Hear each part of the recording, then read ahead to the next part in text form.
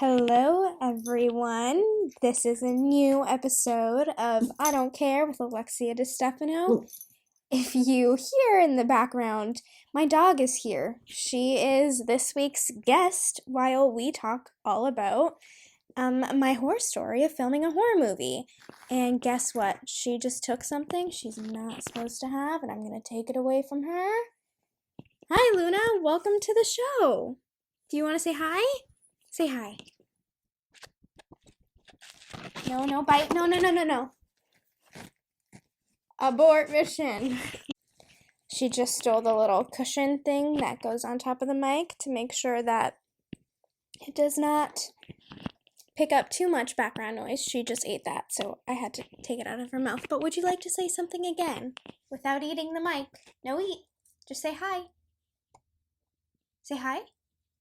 She's staring at me like, what the fuck? You lick it? Sniff? What is it? Smell? No bite. She got it again. We have Luna who's going to be hanging out with us this episode, so if the sound is kind of bad, that would be why. It would be her fault. We'll blame it on her. Though she's so cute, she just had a haircut, and she looks so adorable, and I love it. Okay, what episode are we on? Is this episode 5? Oh my gosh, this is episode 5, guys. Oh, that would be my dog shaking. Okay, like I said a minute or two ago, this episode is my horror story of filming a horror movie.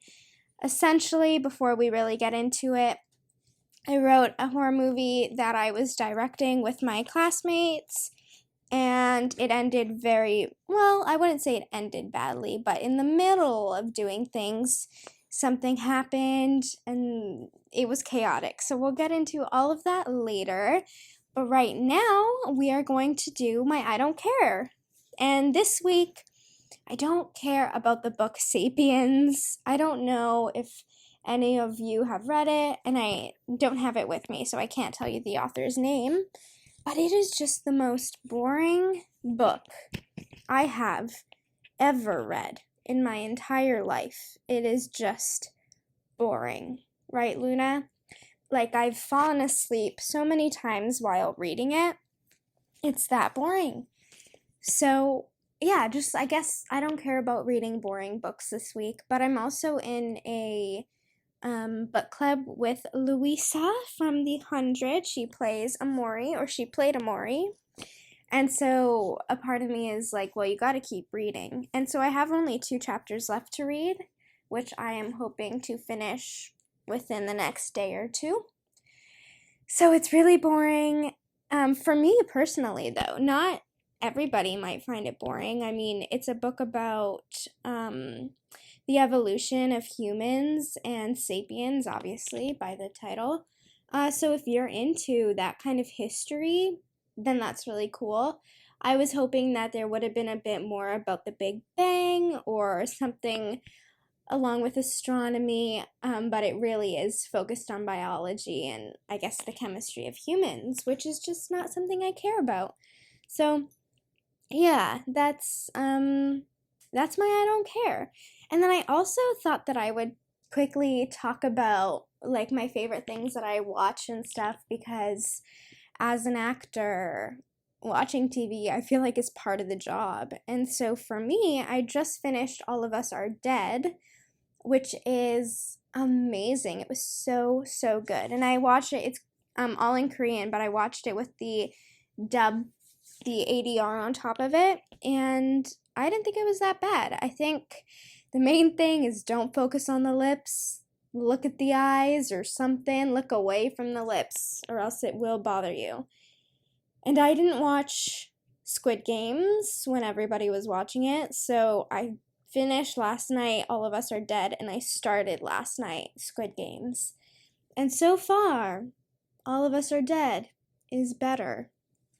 But I'm also only on episode 2 of Squid Games, so I need to give it a chance. Update on my dog, she is sleeping. Right, Luna? Well, she's so cute. She had a haircut yesterday. I don't know if I said that, but She looks really cute, but since she's come back from a haircut, she's been really a little bit down, which makes me sad. But my favorite movie, well, of all time, well, I say of all time, well, okay, well, my favorite movies are San Andreas with The Rock. That movie is so freaking good. If you've not watched it, it's amazing. It's about an earthquake that happens in San Andreas, and because of the earthquake, there is then a tsunami. And The Rock is the dad, and he's trying to save his daughter. So that's essentially the basis of the movie, and it's so good. But also, my other favorite movies are both of the escape rooms, the 2019 version and the 2021 version. Amazing. It's Escape Room, and then the next one is Escape Room Battle of the Champions or something like that. Oh my god. I think, well, why I love the Escape Room movie so much is because, first, they're really creative with their deaths. I feel like, I mean, they do such a good job, actors, directors, and the writers, all of them, of making you so scared of dying like that. Like, for example, one of the deaths, and it's not a spoiler because it's literally the first minute of the movie. It's like one of those flash forwards and then you go back to real time. But one of the deaths that the escape room was structured to do, I need to crack my knuckle. Sorry about that, guys. But one of the deaths is that all the four walls are closing in on you. And I'm sure that's a fear, irrational or not, that many people do have. So, but they did it so good, and the actor is just, in that particular scene, I mean, in all the scenes, really, all the actors are just amazing. So if you haven't watched any of the escape rooms, do that as well, because man, oh man, are they so good. Also, a heads up that at some point my mom's gonna get home, and as soon as she locks her car and the little beep happens, my dog will go crazy. I'll probably keep a snippet of that in, but lower it for you guys, because I'm sure the microphones will get very hot. She's a Pomeranian mini Eskimo Yorkie Maltese. And she's got a little bit of everything. Her fur is Pomeranian texture, and even like the goldish color of the Pomeranians, she's golden white. Her face is Yorkie in terms of like the shagginess of her hair. Her body is Maltese, and the mini Eskimo, she's kind of got the long legs. So she's a bit of it all. She's so cute though. I love her so much. Right, Luna? The other day, my best friend was coming over, and so I went outside to go wait for her in the front. And I let Luna come with me, but I didn't let her go on a leash because I'm training her to be off leash and listen to commands.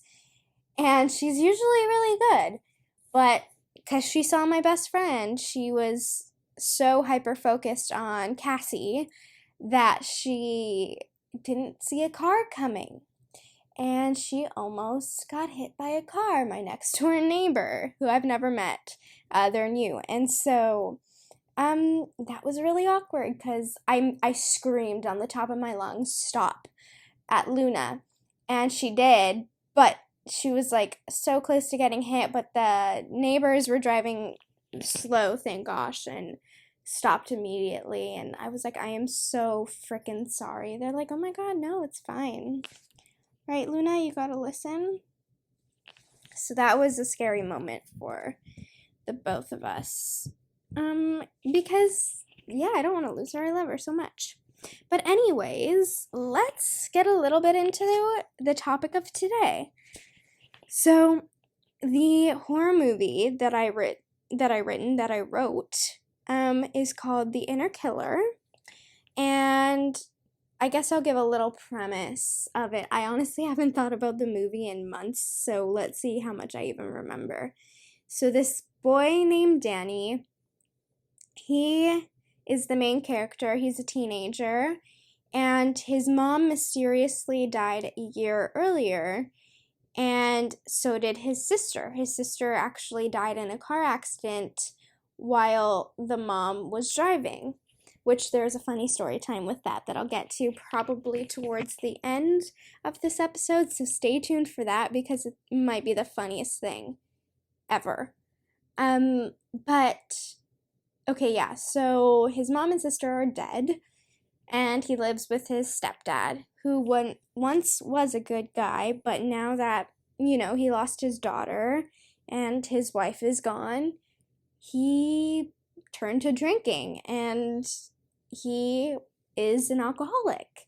And so with his alcohol problems, he gets very, very aggressive and scary. So, that's kind of like Dick, that's the stepdad's name. He's not a good guy. And then Danny, the teenager, the stepson, I guess, is a good guy, but he's kind of battling a few inner demons on how to handle his situation with his stepdad. He's a really good guy. So essentially, the movie is just about, what even is it about? Honestly, it's been so long. I'm like, what the heck's this movie about? So Danny discovers a bunch of truth about both his sister and mom's death that lead him to having to make a tough decision that could essentially turn him into a murderer, I guess. Isn't awful, but the only way I'm explaining it right now, because it's been so long, I genuinely don't remember how I used to explain the movie to everybody, but anyways, that's how we'll get along with it. But the inner killer for me was just an idea at one point. I was just telling people, hey, like, I'm writing this movie because I like writing, but I wasn't going to do anything with it. But then, I was thinking, and some people were saying too, like, we could film this. We have enough actors here. We have enough people willing to be crew and cast and do all the things. And so I thought about it and I was like, yeah, you know what, let's do it. So I wrote it completely, and then I got a few people to edit it, and we would work on it together, and I would get input from everybody, and we got a pretty solid script.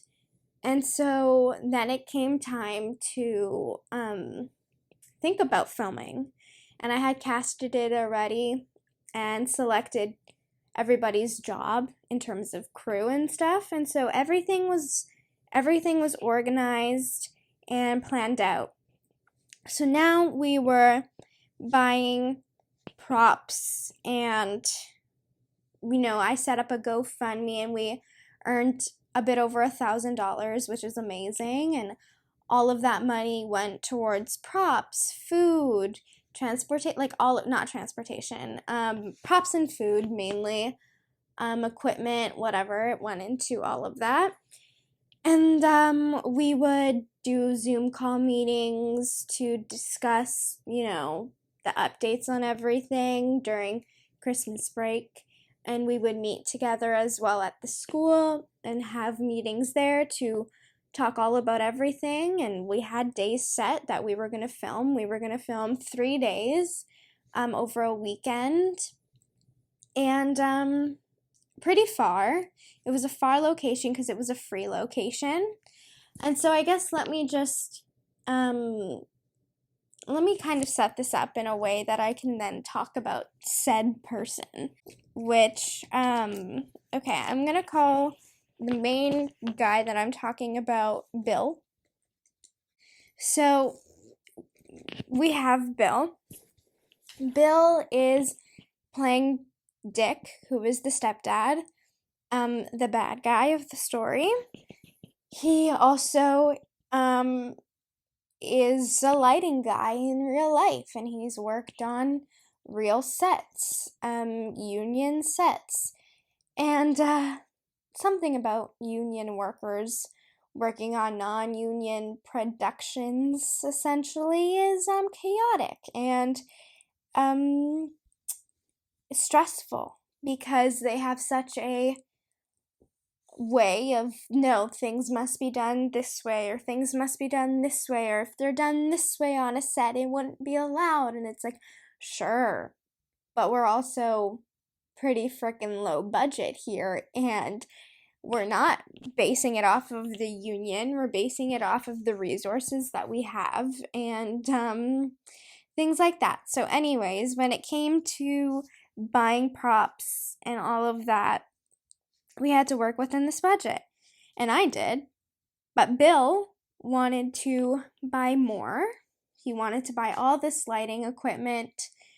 And I was like, sure, I mean, whatever. You can buy whatever you want with your own money. I mean, it'll be good for this, but also whatever you want to do in your own future. And so he was like, yeah, it's good. So I will buy this stuff, he would say. And I'm like, whatever. But fully aware that none of what he was buying would come out of the budget that we had or whatever money we had saved. Whatever he was buying was for him, that he was going to let us borrow. Oops, I hit my paper. So that was important to know, is that he did spend money that he agreed would be his own money for his own stuff that we could use for the show. So we had a little bit of heated discussions with that because he did want to buy all this extra stuff, and I'm like, go ahead, but we don't have the money for it. Anyways, I've explained that long enough. There was even this one day where we were talking in a Zoom meeting, or we had just finished a Zoom meeting, and I was thinking that we should get this guy who wasn't in our class but was in the morning class at school. And so he had all the sound equipment and he was really good with that. So I was like, ooh, we should get him, but I didn't have any of his information. So I did a text message to everybody in the group chat, in the Inner Killer group chat, and I was like, hey, does anyone have his information, because I want to reach out to him and see if he would want to help out with filming the movie. And Bill responded and he's like, yeah, I know, I'll talk to him. And I was like, no, I want to talk to him, please. And that made him very, very mad. And I was like, why? Like, I want to talk to him. I'm the director. I want to talk to him, tell him what we got, explain the sitch, and see if he's on board. You know, that's my job. That's what I want to do.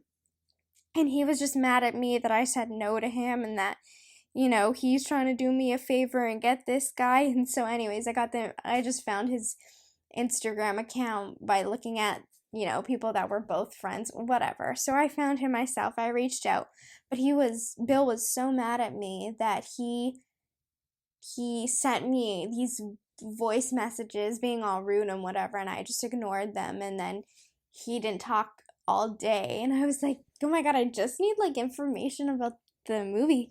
Also, I forgot to mention, Bill is 32 or 33, like he's in his 30s, and the rest of us are, you know, 19, 18, 19. So Bill was relatively older. There was also a 30-year-old who was our lead, who played Danny, who is lovely and one of the greatest people I've ever met.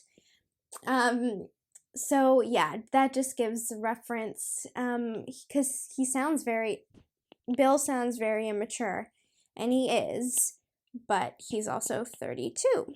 So I thought that was important to know. So anyways, he ended up being like, I'm sorry, that was stupid of me, blah blah blah, and I was like, whatever, you're an actor for me, and that's what we need. So yeah, like I mentioned earlier, our filming location was pretty far from my house. It was about a 40-minute to an hour drive. And then from Vancouver, like deep in Vancouver, it can be about around 2 hours. So it was far for everyone.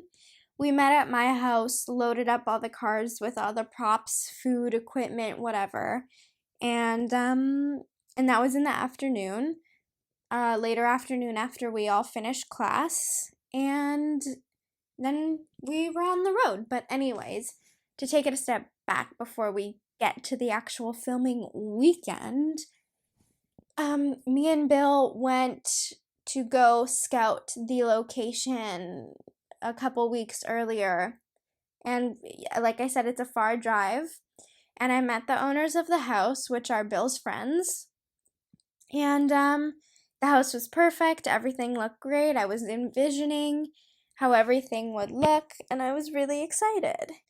And so everything was going well. So day one of filming, like I said, we all met at my house to load the cars, and then we left. By the time we got there, it was nighttime because the roads were very snowy. This is Christmas break that we went to film. So yeah, it was really, really snowy and icy, and majority of the cars that everybody had were small, used, didn't have, all-wheel drives or all-wheel tires or oh, what, Luna? God, that scared me.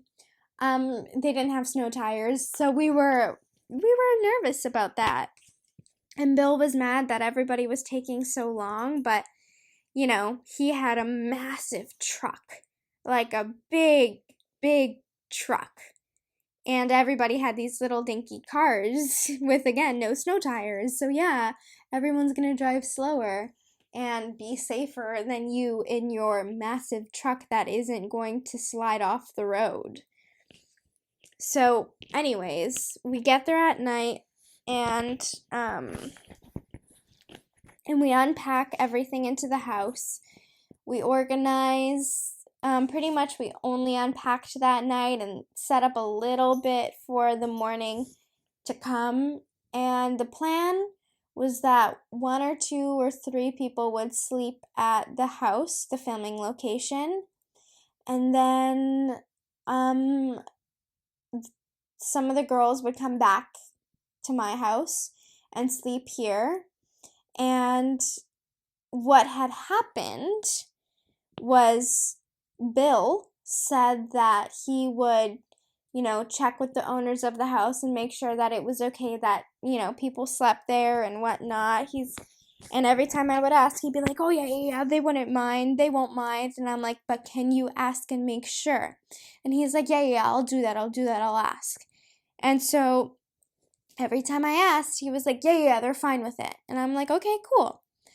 We get there. And I'm like, okay, so who's sleeping here? And Bill's like, what? And I'm like, we discussed that people would sleep here, so we didn't have to, rent another Airbnb or get a hotel room or something. He's like, well, they're already lending us their home to film, so why would we sleep here? And I'm like, we've talked about it. And everybody was around when we've talked and had these conversations, and people were around for this one too. And I'm like, we've talked about it. You said that people could sleep here. You said that you asked them. He's like, well, but we're already staying in their home for free to film. People can't sleep here. And I'm like, can you go ask if these people can sleep here? Because that's what you said you did. So please go ask. And so he went and asked, and they said that, yeah, 1 or 2 people could sleep there. So 2 people did stay, 2 boys. And now we were left with a few extra girls needing somewhere to go. And so Bill said that he would get them a hotel room, that he would pay for it. And so he did for 2 nights, which was great because they needed somewhere to sleep. And so everything was fine. We had that all sorted out. Me and the girls who were staying at my house, left. We came back to my home. We spent the night. And in the morning, I wake up on my alarm. The other girls do not. I'm someone who's always on time. Usually I'm actually early. So that's just my character, but these beautiful women are not the same as me. Instead, they are late kind of people, which, you know what, I was like, it's fine. It's, it's snowy. We need to take our time on the road anyways. It's fine. And so we left a little late, not even that much. I'd say like 20 minutes. And we stopped and we got Tim Hortons because it was early as fuck and we needed food. And then we were on our way. And we were relatively, we were maybe half an hour to an hour late because the roads were icy. We got drinks and we left a little late. But also things during that time were getting done. So I had called and made sure that they were setting up for the scene, and the first scene that we were filming was Christmas, so I needed them to put up a tree, to get presents ready and set around the tree the presents and make it look like Christmas and put the stockings on the fireplace and set up the lightings and get the cameras ready and do the hair and makeup. So all of that was getting done as we were on our way. And when we get there, all of that was done, and I checked around, made sure it was good. I had to get my hair and makeup done, and then the girl who drove us all had to get her, Hiwat, who was on our second episode. She was playing the mom who died, and I was playing the daughter who died, but there were some flashbacks, so we were both in it a little bit as well. And so we needed to get our hair and makeup done for this flashback scene. And when we got there, the makeup that was done wasn't perfect. And so I had asked one of the makeup artists that were in the car that I was in to retouch. And when I said that, Bill got really annoyed. He's like, well, the makeup's fine. We don't have time for retouching. And I was like, yes, we're going to retouch your makeup because it doesn't look good. And he was really annoyed at that. And I, myself and the lead who is playing Danny set up a schedule that would work really nicely for the next 3 days. And so my plan was to still follow this. Yes, we're a little bit behind, but that's okay. We'll catch up as long as everybody's on their A game. Well, Bill doesn't have an A game. So he was like, we need to reschedule your schedule. We need to do all of these scenes first. And he's like telling me what needs to happen. And I'm the director of this movie that I wrote. And I'm like, no, we're sticking to my schedule. And he's like, we can't stick to your schedule. This is not going to work. And I was like, we're sticking to my schedule. End of discussion. And so he was really, really mad. Really, really, really I can't even, he was so mad that I said that. 32 again, and he was pouty, and so he goes upstairs and he ruins the set to go play video games. He moves all the presents around the Christmas tree so he can put his, monitor there and set up his video games. And so whatever, I'm getting my hair and makeup done. I'm like, ugh, that was annoying, but who cares? So I get upstairs where the set is, and I see his video games. And so I'm like, we're ready to film. Can we get these video games out of here? And he's like, no, not until we're about to hit or say action. And I was like, get the video games out of here because we're ready to film, which means that we are soon ready to say action. And so he didn't, so I moved them. I just picked up all the video games and moved it because I was like, this is our filming set, not a video game area. And so that annoyed him. Anyways, we're ready to film. We have the cameras on. We do our first take, cut. And I say my notes, because again, I'm the director, and I'm like, hey, this was good, this wasn't good, let's try this. And so, I'm telling Bill what I think he needed to fix. I'm like, this is actually a really, really happy moment, and you're playing it off like you're miserable and don't want to be here. So let's just try a different angle where we're all super, super happy. Kind of like this is like the Hallmark version, the Hallmark scene of a horror movie, or I mean, this is the Hallmark scene before the horror stuff. So let's keep it lightweight. And he's like, no, I don't think that's right. Like, I'm I'm a parent and parents are tired. Like, he's not actually a parent. He's saying it as the character. He's like, this character is a parent and they're tired, and usually kids wake them up early on Christmas, so I would be tired and a little annoyed. I'm like, no, actually, in this scene, how I wrote it is not like that. Rather, just a really happy family celebrating Christmas together, happily as a unit, happy, very happy. And he's like, I don't think so. Anyways, so we did another couple takes, and I'm like, happier, everyone, happier. And it wasn't going good.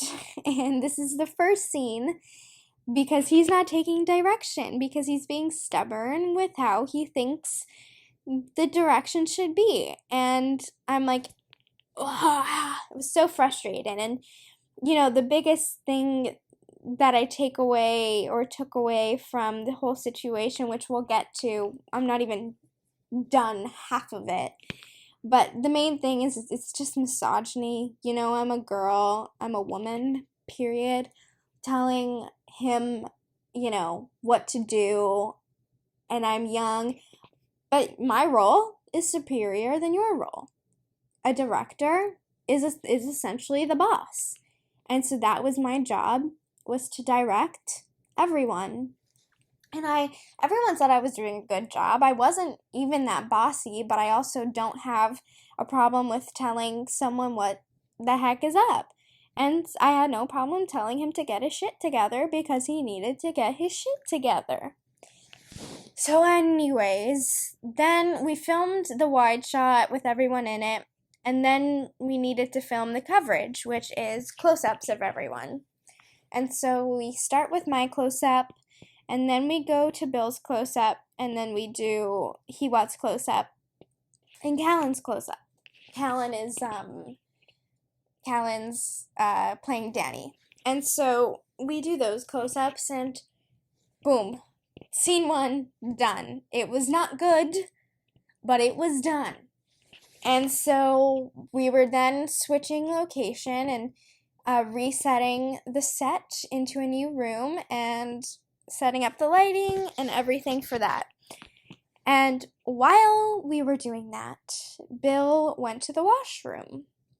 And his demeanor when he was doing the scene and before he went into the washroom was very angry, very annoyed, very frustrated, very rude. And when he came out of the washroom, he was very happy, very loud, very fidgety, very crazy. And so yes, I don't know how much I want to say of that. And let me just tell you, it's not because he had a good shit. He did not leave the washroom jolly because he shit. But rather instead because,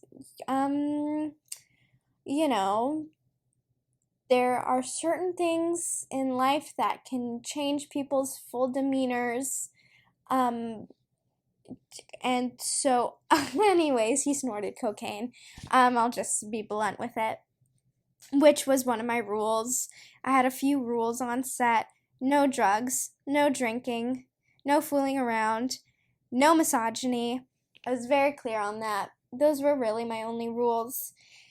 And he practically broke all of them, except the drinking. He didn't drink.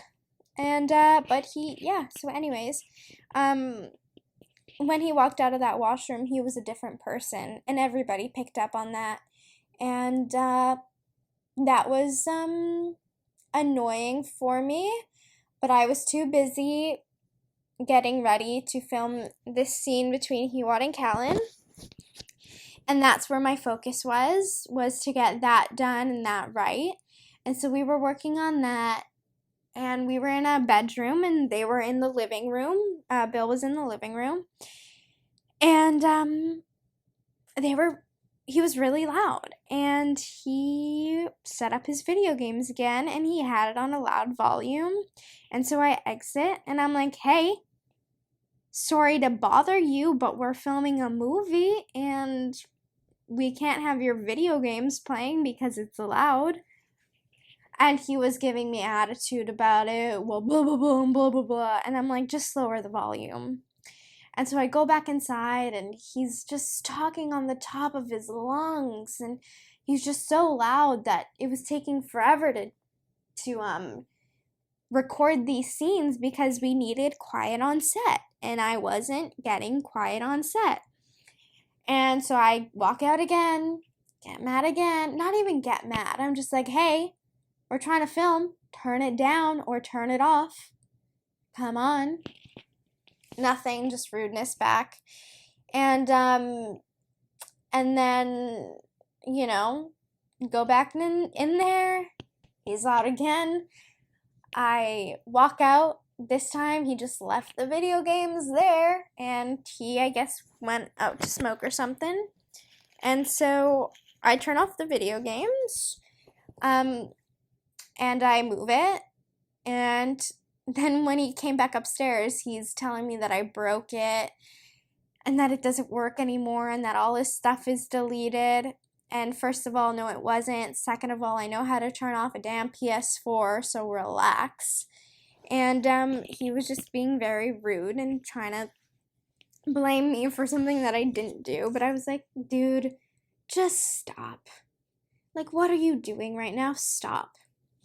And so he was texting me while I was, directing in the room beside where he was.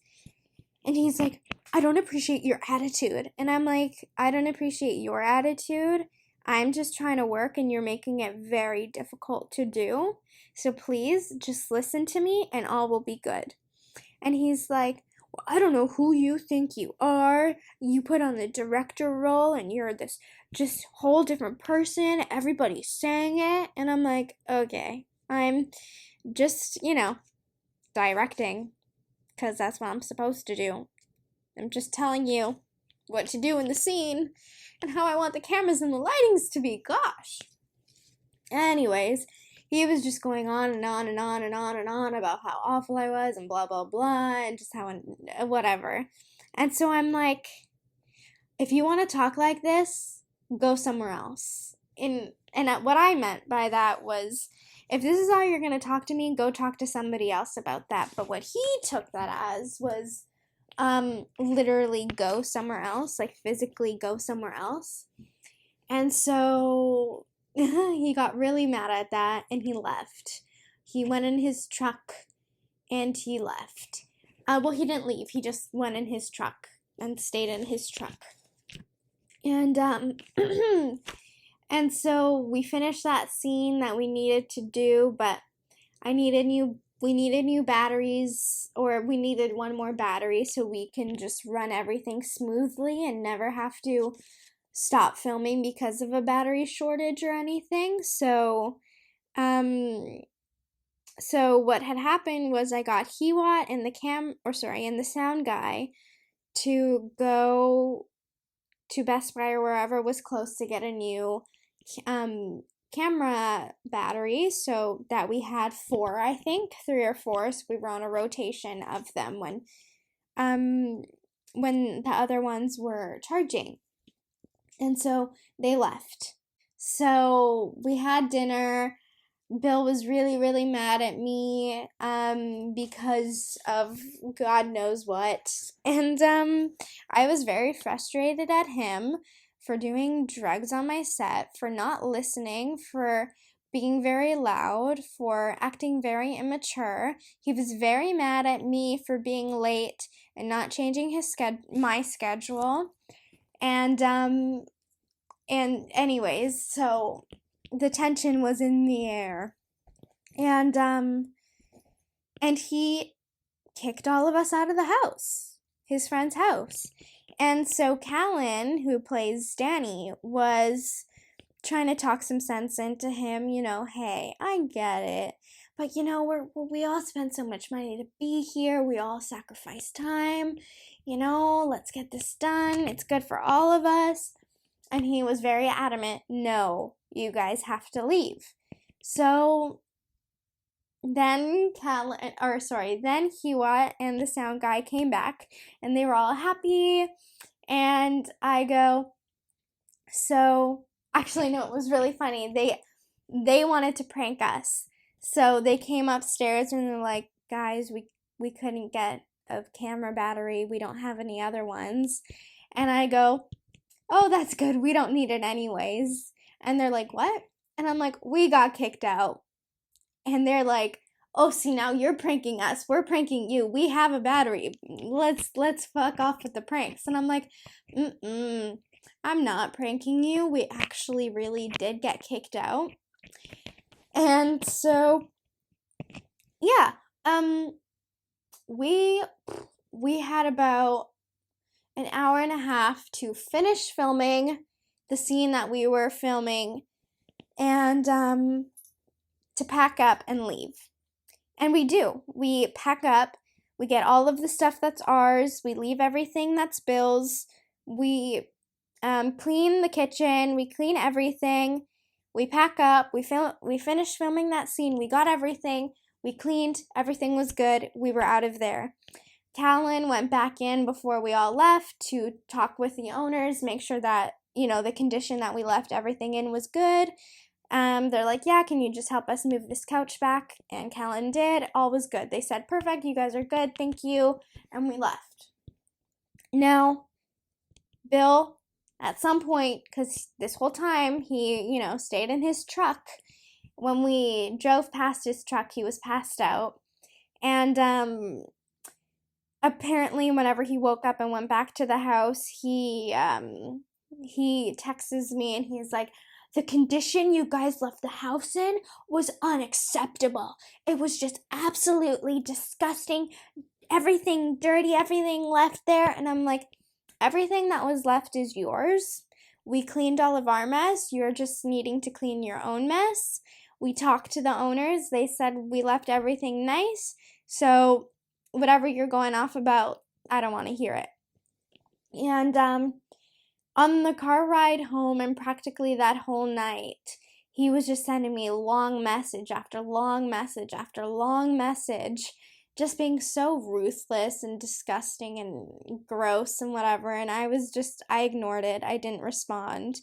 And he, I don't know, I guess he was growing I don't even know what was on his mind. But we got home.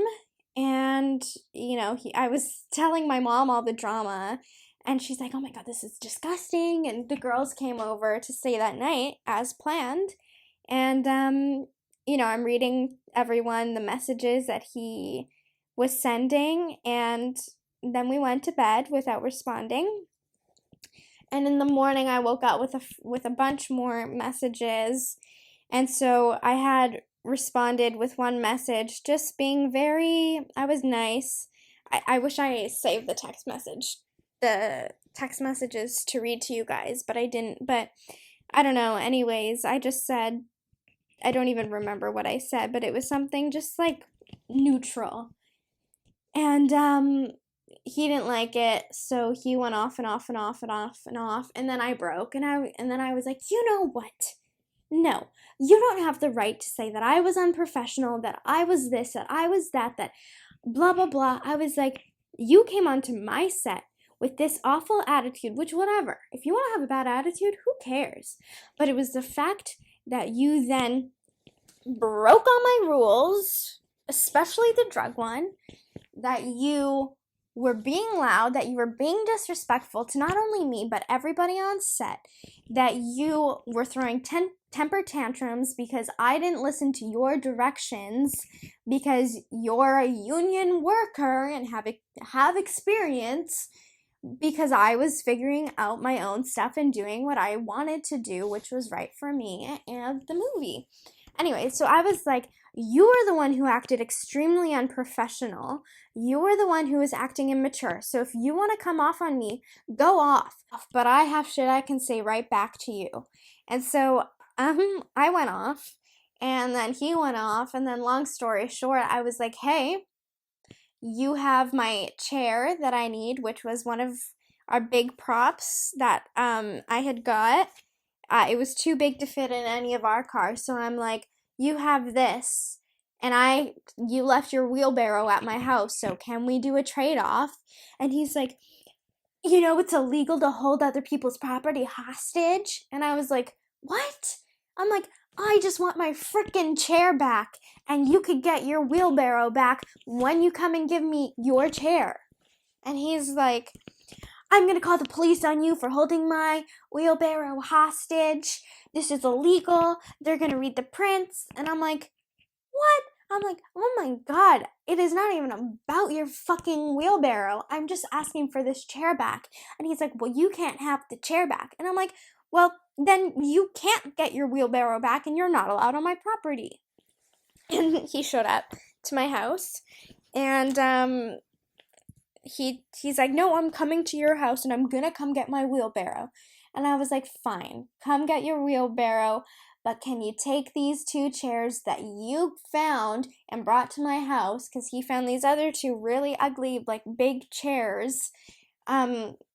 He found them on the side of the street, and he brought them to my house for the movie. And I was like, these aren't usable, I don't want them. And so I was like, fine, when you come here, you also pick up the chairs. I'll have everything waiting for you. And so me and my brother moved the wheelbarrow and the 2 chairs to the corner of my house so he could come pick them up. And when he did, he took his wheelbarrow and he threw those 2 chairs in the snow and left. And I was very, very mad. Very mad. Like, what an asshole. Like, I'm here giving you your stuff. Take back the chairs that you brought to my house that nobody asked for. Like, get rid of your fucking garbage on my property. Anyways, it was very, very frustrating because it's just talk about immaturity, right? So anyways, he takes his chairs back. I block him. He can't contact me anymore. And, I was very, very, very, very, very frustrated. And, yeah, so anyways, we had 3 days of filming. We essentially only filmed half of one day before we got kicked out.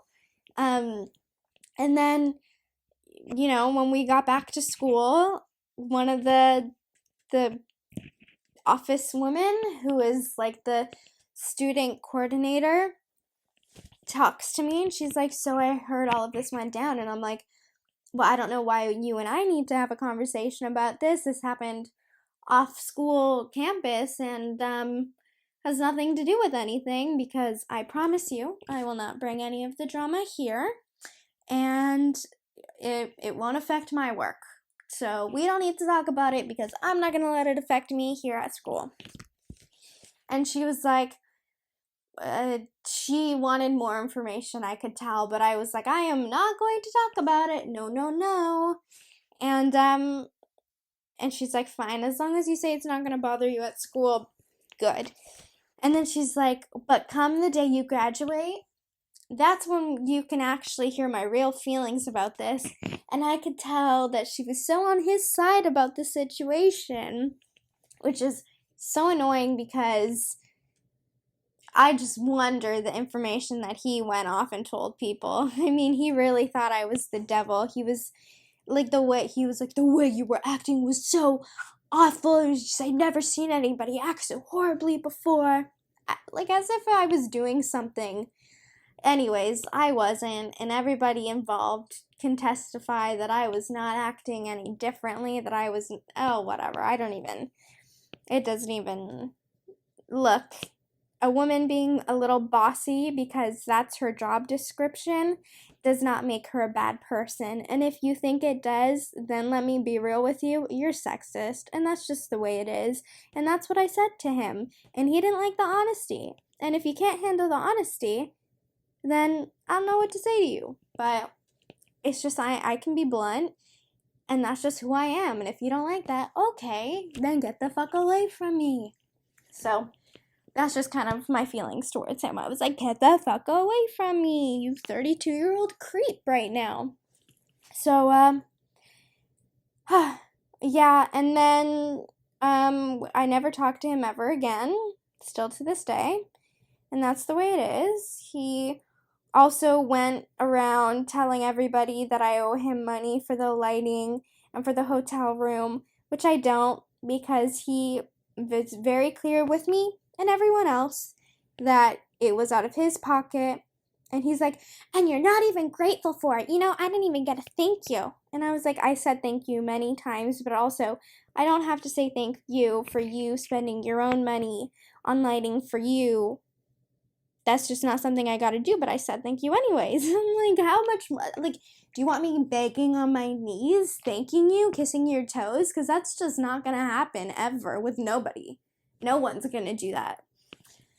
So, yeah, pretty much. That was my horror story of filming a horror movie. But the worst part for me is that I spent $200 of my own money on breakaway glasses and a fake hammer for the movie, and they're missing. Now, I'm not gonna blame anyone, but Bill over here is acting mad sus. And when I kept asking other people to ask him, he's like, oh, yeah, I'll look. Oh, I don't know. No, I don't have. Oh, well. Oh, so the worst part about all of that was that I wasted my own hard-earned money on props that are still gone, disappeared, who knows where. And they were really cool props. Come on, breakaway beer bottles? Fuck yeah, those are awesome. But I didn't get them, so I was really, really sad about that.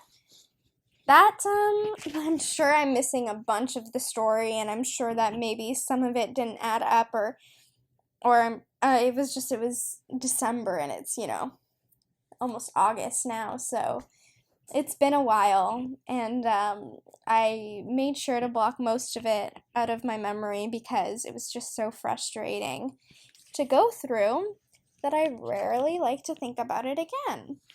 But anyways, that was like the big chunk of it all.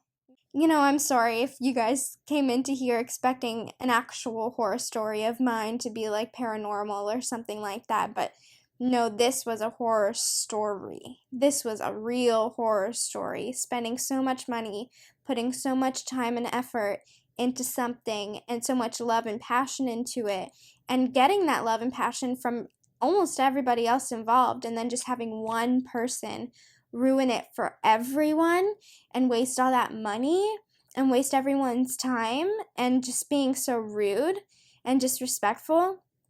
Yeah, that's horror. That's real life horror. So, yeah, it was pretty awful. But to end off on a funny kind of note, we continued to film the movie. We just recasted the character to play Dick. We chose a new actor. I like to say it's in the editing process because I have to edit it, and that's just not going well. So yeah, it'll come out one day. It's all my bad right now. I don't want to edit it. Anyways, we have this one scene in the movie that is a car crash. And we had to film the car crash. Now, Callan was saying, we'll film it in reverse. My brain, and he wants too, was like, what? We just weren't understanding what he meant. Now we both fully 100% understand what he meant, but both of our brains weren't like really getting it, mine more than hers. And so we're like, no, let's just film it the right way. And so We sure did. We did 13 takes of him speeding his car towards where me and Hiwa were in her car. So what it looked like, I'll set it up, is we were essentially in like warehouses areas, and so we had this long kind of driveway, and we were parked at the end of the driveway. So essentially, if someone was driving down the driveway, they couldn't exit because we were blocking the end of it. And it was really late at night, so there was nobody around. And so Callan's car, his job was to speed through the driveway to then slam on his brakes right before he got to mine and Hiwat's car. Or Hiwat's car, but where me and Hiwat were sitting.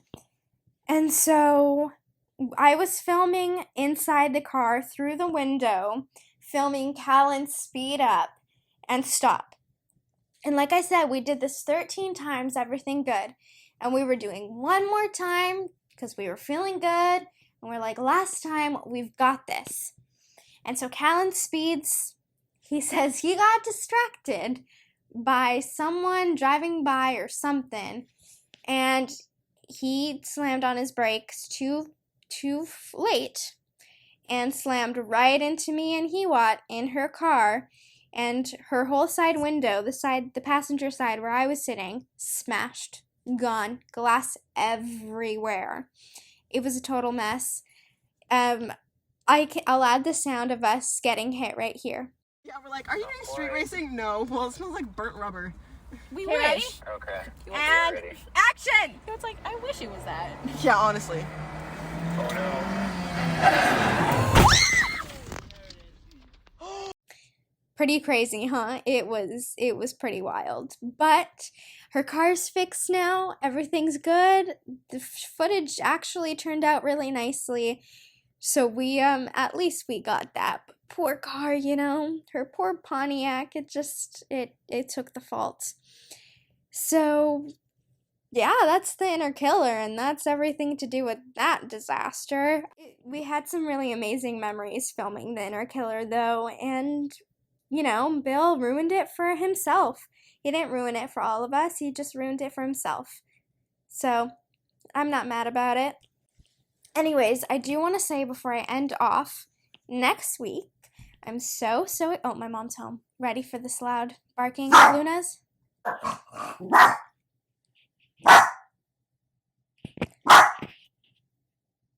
I'm gonna have to pause this until she's done barking. Anyways, so yes, I'm having Meg McCarthy come on my show next week. And she works for Cherry Chats and does her own Cherry Pick IGTV lives. She's talked to so many amazing actresses, from people from Marvel, from The Wilds, from The 100. She has interviewed so many amazing, very talented people. She herself is very talented and amazing at her job. I mean, her interviews are just beautiful conversations. It doesn't feel awkward. It's awesome. So I can't wait to have her on, and I think you guys will love the episode. And check her out if you haven't already. Her name's Meg McCarthy from Cherry Chats. And if you do have questions for me regarding her or anything to do with anything, just DM me at Alexia_DE_Stefano on Instagram, or at I don't care_the podcast on Instagram, and I will get all that info that you need. So thank you for listening. Can't wait for next week. So excited. Thanks for listening. I hope you enjoyed that story time. I'm kind of awful at sharing stories. That's not my forte. I'm a storyteller, but I'm not good at telling stories of my own through my mouth. So hopefully I did a fine job. Anyways, tune in next week. See you guys. Bye.